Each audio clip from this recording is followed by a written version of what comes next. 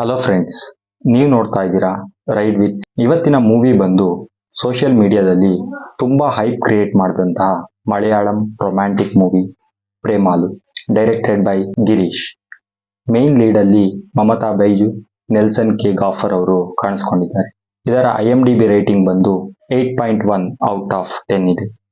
ಇದು ಈ ವರ್ಷದ ಮಲಯಾಳಂ ಭಾಷೆಯ 100 crore ಕ್ರಾಸಿಂಗ್ ಫಿಲಂ.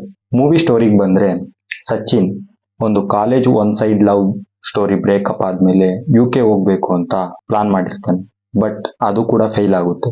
ಆಗ ಅವನ್ ಚೈಲ್ಡ್ಹುಡ್ ಫ್ರೆಂಡ್ ಜೊತೆ ಸೇರಿ ಹೈದರಾಬಾದ್ಗೆ ಗೇಟ್ ಕೋಚಿಂಗ್ ಬರ್ತಾನೆ. ರೀನು ಕೂಡ ಕಾಲೇಜ್ ಮುಗಿಸಿ ಕೆಲ್ಸಕ್ಕೆ ಹೈದರಾಬಾದ್ ನಲ್ಲಿ ಜಾಯಿನ್ ಆಗ್ತಾಳೆ. ಹೀರೋಯಿನ್ದು ಡೋಂಟ್ ಕೇರ್ ಕ್ಯಾರೆಕ್ಟರ್. ಇಬ್ರು ಒಂದು ಮದುವೆಯಲ್ಲಿ ಮೀಟ್ ಆಗ್ತಾರೆ. ಹೀರೋಯಿನ್ ನ ನೋಡಿ ನಮ್ ಹೀರೋಗೆ ಲವ್ ಆಗುತ್ತೆ. ನೆಕ್ಸ್ಟ್ ಆ ಲವ್ ಒಂದಾಗುತ್ತಾ ಇಲ್ವಾ? ಆದ್ರೂ ಕೂಡ ಆ ಲವ್ ಸ್ಟೋರಿ ಹೆಂಗ್ ಒಂದಾಗುತ್ತೆ. ಹೀರೋಯಿನ್ ಹೀರೋನ ಟೇಕ್ ಕೇರ್ ಮಾಡ್ತಾಳೆ. ಅದನ್ನ ಹೀರೋ ಲವ್ ಅನ್ಕೊಂಡು ಪ್ರಪೋಸ್ ಮಾಡಿದಾಗ ಹೀರೋಯಿನ್ ರಿಜೆಕ್ಟ್ ಮಾಡ್ತಾಳೆ.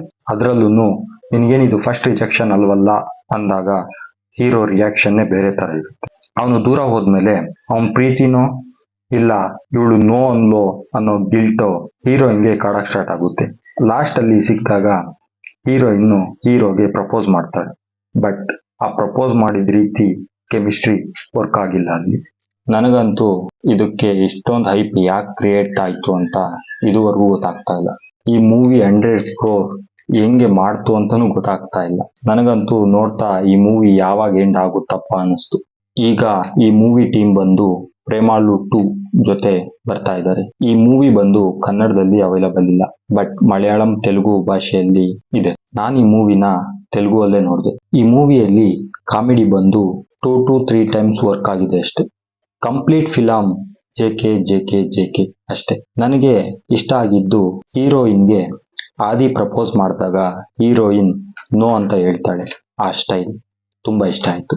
ನೋಡೋಣ ಯಾವ ರೀತಿ ಮೂವಿನ ಮಾಡಿದ್ದಾರೆ ಅಂತ ಅನ್ಕೊಂಡ್ರೆ ಡಿಸ್ನಿ ಹಾಟ್‌ಸ್ಟಾರ್ ಮತ್ತೆ ಆಹಾದಲ್ಲಿ ಅವೈಲಬಲ್ ಇದೆ.